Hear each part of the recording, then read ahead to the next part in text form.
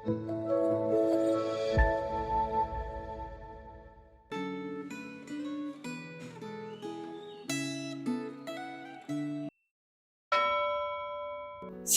Bapak Ibu Saudara, hari ini kita akan belajar firman Tuhan dengan tema mendengar suara Tuhan. Sebelum kita merenungkan firman Tuhan, mari kita berdoa. Tuhan, kami datang ke hadapan-Mu dengan hati yang rindu akan Engkau. Tenangkan pikiran kami dan bukalah hati kami agar kami peka mendengar suara-Mu melalui firman-Mu. Pimpin saat teduh ini oleh Roh Kudus-Mu, supaya hidup kami dibentuk sesuai dengan kehendak-Mu. Di dalam nama Tuhan Yesus kami telah berdoa dan mengucap syukur. Amin.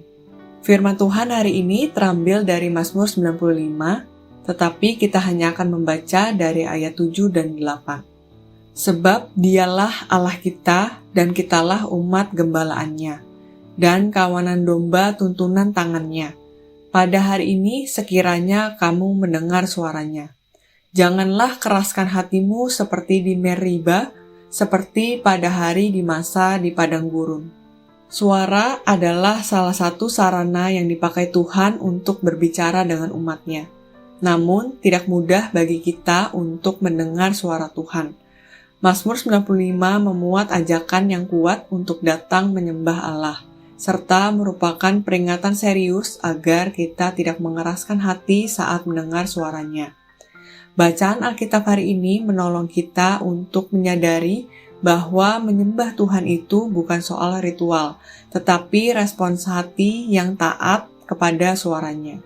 Mazmur 95 tergolong sebagai mazmur yang menggambarkan Tuhan sebagai Raja, yaitu mazmur yang menekankan pemerintahan Allah atas ciptaan dan umatnya. Mazmur ini sering dipakai dalam liturgi ibadah, khususnya sebagai undangan untuk memulai ibadah. Tradisi Yahudi Kristen awal sering memakainya sebagai seruan untuk mengingatkan umat akan pentingnya mendengarkan Tuhan setiap hari. Mazmur ini terdiri dari dua bagian yang kontras.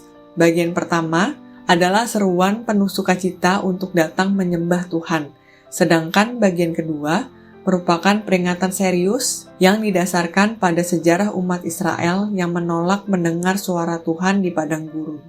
Frasa pada hari ini menunjukkan urgensi rohani, yaitu bahwa setiap waktu adalah kesempatan baru untuk merespons suara Tuhan.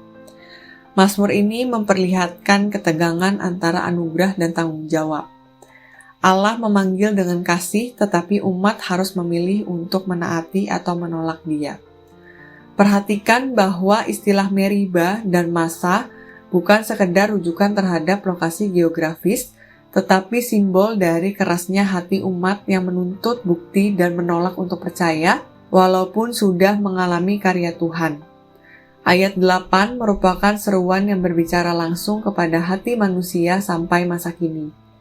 Dengan demikian, ayat ini mendesak umat agar tidak hanya menyembah secara lahiriah, tetapi mendengarkan dan menaati suara Tuhan.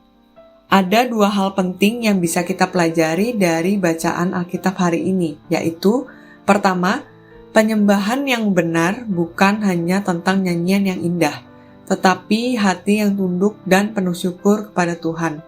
Penyembahan dimulai dengan pengenalan akan Tuhan sebagai gembala dan pencipta kita.